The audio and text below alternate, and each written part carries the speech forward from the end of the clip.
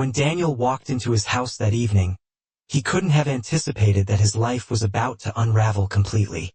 "I want a divorce," Sarah, his wife, stated in a voice devoid of emotion, cutting through the quiet like a razor. Her tone was calm, her words decisive. There was no build-up, no attempt to soften the blow. Just those 4 devastating words delivered with an icy detachment that left Daniel paralyzed. For 10 years, they had crafted a shared existence, one built around their 5-year-old son, Lucas, who was the very center of Daniel's universe. Yes, their arguments had grown more frequent in recent months, an unmistakable uptick, but Daniel had dismissed it as the ebb and flow of married life. Never, not even in his darkest thoughts, had he imagined that Sarah was ready to end it all. What he managed to choke out, his voice trembling with disbelief, was, "Why, Sarah?" Avoided his eyes, shrugging as if the answer was self-evident. She replied, "It's just not working anymore. I've made up my mind." Her words were resolute, the product of a decision reached long before this moment. It wasn't a discussion. It was a verdict, and it left Daniel reeling. The weeks that followed became a blur of tense exchanges and painful revelations. Sarah demanded the house, the car, and full custody of Lucas. She also insisted on child support, despite the fact that Daniel had borne the brunt of their financial responsibilities throughout their marriage. He had worked tirelessly to provide for them, only to feel like he was being discarded, an afterthought in the life he had helped build. His lawyer tried to assure him that Sarah's demands were standard in such cases, but to Daniel, it felt like betrayal on an unimaginable scale. How could the woman he had loved so deeply transform into someone so unfeeling? Every interaction with Sarah became a fight, and the stakes were always the same: Lucas. Sarah's proposed custody arrangement would reduce Daniel's time with his son to 2 weekends a month. The idea of being so disconnected from Lucas was unbearable. Lucas wasn't just his son. He was Daniel's anchor, his purpose, the light that guided him through every hardship. Refusing to accept such limited access, Daniel threw himself into the legal battle for shared custody, even as the strain began to weigh heavily on him. The first time Sarah dropped Lucas off for a weekend visit, the atmosphere was thick with tension. She moved briskly, handing over Lucas's backpack without so much as a glance at Daniel. "Bedtime is 8 o'clock, she said sharply, her tone a reminder of her authority over his time with his own child. She didn't wait for a reply, walking away without even saying goodbye to Lucas. Inside, Daniel tried to focus on the joy of having his son with him, pouring his energy into making their time together as special as possible. Lucas's laughter was a balm for Daniel's battered spirit, but each visit exacted a toll. To be there for Lucas, Daniel reduced his work hours, and the financial strain grew worse. Moving into a modest apartment helped cut costs, but the child support payment left little to live on.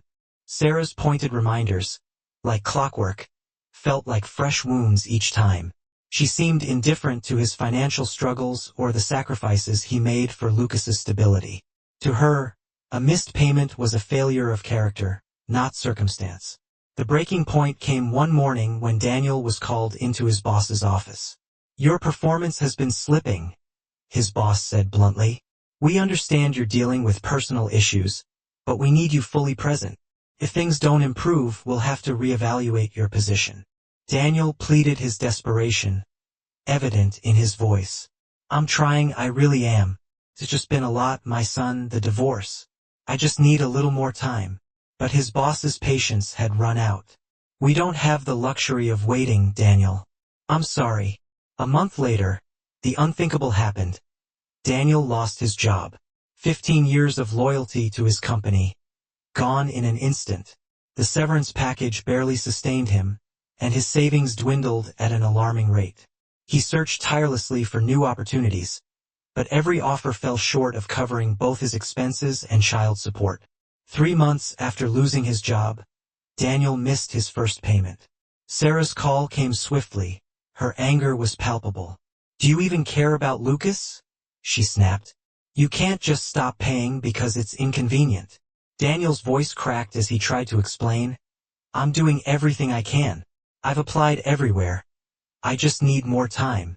Time doesn't pay the bills, Sarah shot back, ending the call. The stress culminated early one morning with a loud knock at the door. Opening it, Daniel found two police officers waiting. "Daniel Roberts?" one of them asked. When he nodded, dread coursing through him, they informed him of his arrest for unpaid child support. As the handcuffs clicked around his wrists, his thoughts were consumed by Lucas. How could he explain this to his son? How could he face him after this? The shame was suffocating, but Daniel clung to the hope that he could still turn things around. In court, he faced a judge who looked at him with a critical but measured gaze. "Mr. Roberts," the judge began, "I recognize the difficulties you faced. However, meeting your child support obligations is not optional. That said, I also see evidence of your efforts to remain present in your son's life." Daniel braced for the verdict as the judge continued. "You are sentenced to 30 days in county jail, 200 hours of community service, and mandatory financial counseling. This is an opportunity to address your challenges and rebuild." The sentence was a harsh reality, but it carried a glimmer of hope. Though the road ahead was daunting, Daniel resolved to use this chance to begin anew, for himself and, most importantly, for Lucas. Daniel's days in jail were a relentless battle of resilience, where he clung fearfully to the hope that his ordeal would soon be over. With just 30 days left, he resolved to avoid any trouble, keeping a low profile while channeling his energy into memories of Lucas. The oppressive conditions, cramped spaces, harsh fluorescent lighting, and unrelenting noise only deepened his determination to reclaim his life. When his sentence finally ended, Daniel walked out of the county jail with a mix of relief and trepidation. His parents awaited him, their faces a blend of warmth and worry. They welcomed him with tight hugs and reassuring words as they drove him to his modest apartment. The weekend that followed was bittersweet. Lucas, too young to grasp where Daniel had been, greeted him with pure joy. Sarah had clearly shielded Lucas from the truth, while Lucas's laughter filled Daniel with happiness. It also served as a poignant reminder of what he stood to lose if he didn't turn his life around. Determined to make amends, Daniel began his court-mandated community service the following week. His placement was at a local shelter, where his responsibilities included maintenance tasks and organizing donations. At first, the work felt punitive, but over time he began to find meaning in it. The gratitude of the shelter staff and residents reminded him that he could still make a difference, not just for Lucas, but for others in need. Alongside this, Daniel was required to attend financial counseling sessions. Denise, his pragmatic and firm counselor, worked with him to develop a manageable budget and identify opportunities for change. "You've been carrying this load on your own for far too long," Denise said during one session. "There's help available if you're willing to ask for it." Following her advice, Daniel began applying for job training programs and explored legal avenues to adjust his child support payments, hopeful the court would consider his financial struggles. One day, a letter arrived that would change everything. It was from Megan, a former coworker of Sarah's. Megan and Sarah had once been close, and Megan had known Daniel briefly through their connection. Seeing her name stirred a mix of curiosity and apprehension. After hesitating for a moment, Daniel opened the envelope and began to read. Megan wasted no time with pleasantries. Her letter got straight to the point. "Daniel," it began, "I've been wrestling with whether to write this for months. This might seem sudden, but I can't keep this to myself anymore. When Sarah and I worked together, I overheard things that didn't sit right with me at the time. I thought it wasn't my place to get involved, but now, knowing everything you've gone through, I feel you deserve to know." Daniel's pulse quickened as he read on. Megan recounted Sarah's frequent mentions of a man named Eric, someone Daniel had never heard of.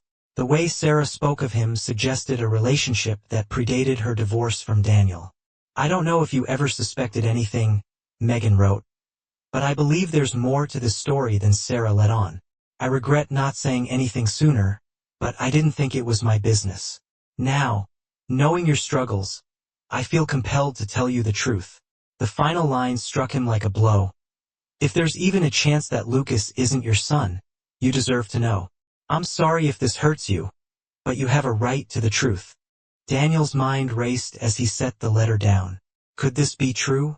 Memories of Sarah's unexplained absences and sudden mood swings resurfaced, now tinged with a new and unsettling perspective. Though the thought of losing Lucas was unbearable, Daniel couldn't ignore the possibility. He needed answers. The next morning, Daniel contacted his lawyer. "I want to arrange a paternity test," he said, his voice calm but resolute. "As soon as possible." The weeks that followed were agonizing. Every moment with Lucas felt like a fragile treasure, as if their bond might be snatched away. Daniel did his best to act normal, but every hug and laugh weighed heavily on his heart. When the day of the test arrived, he drove to the clinic with a mix of dread and determination. Sarah and Lucas were already in the waiting room when Daniel arrived. Sarah sat stiffly, her arms crossed, avoiding eye contact. Lucas, unaware of the tension, greeted Daniel with a bright smile and an enthusiastic, "Hi, Dad." The simple phrase brought a lump to Daniel's throat. The test itself was over quickly, a painless cheek swab for both him and Lucas, but the emotional toll was immense. As Daniel left, he glanced back to see Lucas waving cheerfully, his grin radiant. Daniel waved back, swallowing the ache in his chest. The results would take 2 weeks, but every day felt endless. Daniel threw himself into community service and job applications to distract himself. Yet every phone call and piece of mail set his heart racing. Finally, the envelope arrived. Alone in his apartment, Daniel stared at it for a long moment before opening it. His hands trembled as he read the document, his eyes zeroing in on the decisive figure, 0%. Lucas wasn't his biological son.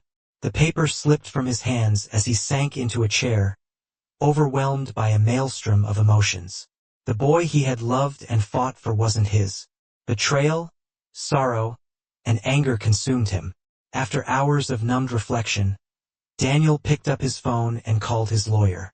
"The results are in," he said hollowly. "It's not mine. I want to proceed with everything, fraud charges, adjustments to child support, all of it."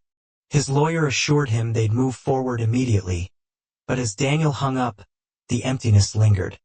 His world had changed irrevocably, and though justice seemed within reach, the pain was immeasurable. He had hoped the legal battle might bring a measure of justice, yet he knew it could never ease the pain lodged deep within him. The following weekend, when Lucas came over, Daniel found himself struggling to mask the inner turmoil threatening to overwhelm him. Lucas, blissfully unaware of the storm surrounding his family, still saw Daniel as the father who read him bedtime stories and played catch in the park. Determined to shield Lucas from the truth for as long as possible, Daniel resolved to maintain that image until the courts determined the way forward. As the weeks stretched on, Daniel's determination only grew stronger. He couldn't reclaim the years Sarah had stolen from him with her deception and manipulation, but he was resolute in ensuring she faced the consequences. His goal was not revenge. It was about reclaiming his self-worth and building a secure future for Lucas. When the day of the trial arrived, the courtroom buzzed with anticipation as Daniel and his attorney took their places. On the other side, Sarah sat beside her lawyer, her expression an unsettling mask of composure. But Daniel could see past her act. The tension in her shoulders and her refusal to meet his gaze revealed her unease. The proceedings began with opening statements from both sides. Sarah's lawyer portrayed her as a struggling single mother who had made mistakes but always prioritized Lucas's best interests. Meanwhile, Daniel's lawyer delivered a sharp and persuasive argument. "Your Honor," his attorney began confidently, "my client has been the victim of a prolonged and deliberate deception. The evidence will show that the defendant, Sarah Roberts, intentionally misrepresented the paternity of their son Lucas, while fraudulently obtaining financial support from my client." Sarah's lawyer objected swiftly.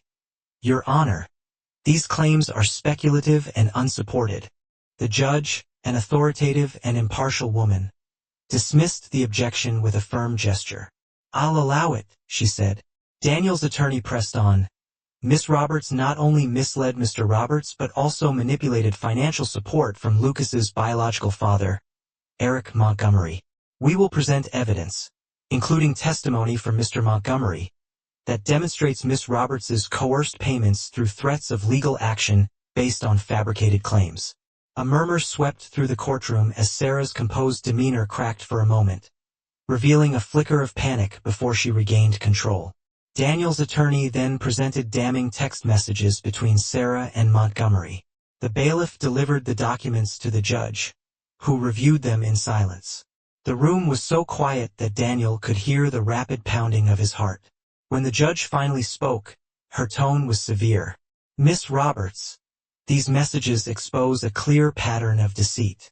You manipulated Mr. Roberts into believing he was Lucas's father while extorting money from Mr. Montgomery. Such behavior is both unethical and unlawful." Sarah's lawyer leaned in to whisper urgently, but she seemed frozen. When she finally spoke, her voice was shaky. "Your Honor, my intentions were to protect Lucas. I didn't want him to suffer due to Eric's neglect or Daniel's inadequacies." Daniel felt a surge of anger but remained calm as his attorney responded. "Your Honor, my client has provided unwavering support for Lucas, even in the face of betrayal. He seeks justice, not for himself, but to ensure Lucas has a stable, honest upbringing." The judge's expression hardened as she delivered her decision. "Miss Roberts, your actions constitute fraud and extortion. This court cannot condone such conduct, particularly when it endangers a child's well-being. I am sentencing you to 2 years in prison and ordering restitution to Mr. Roberts for the misappropriated funds. Full custody of Lucas is awarded to Mr. Roberts." Gasps rippled through the courtroom as Sarah slumped in her seat, her face drained of color. For the first time, Daniel saw genuine fear in her eyes, a stark contrast to the calculated control she usually wielded. The judge banged her gavel, signaling the end of the hearing, as Sarah was led away in handcuffs. Daniel remained seated, trying to process the flood of emotions, relief, exhaustion, and a quiet sense of vindication. Justice had been served, but more importantly, Lucas's well-being had been safeguarded. The ruling was not merely a punishment for Sarah. It was a recognition of what Lucas needed most. Despite not being Lucas's biological father, Daniel's unwavering love and commitment proved he was the parent who truly prioritized the boy's happiness and stability. Eric, who had shown little interest in his parental responsibilities, only reinforced the judge's decision. In the months that followed, Daniel rebuilt his life. He secured a stable job that allowed him to balance work with parenting, and his parents eagerly offered their support. Together, they created a warm, loving home where Lucas thrived.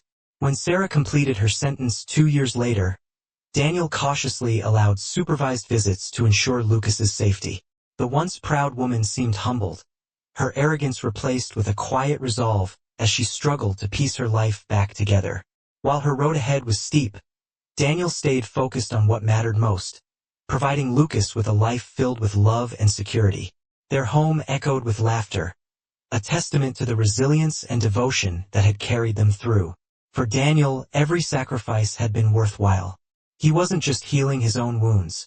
He was building a future for Lucas, one rooted in love, truth, and the strength to overcome even life's darkest moments.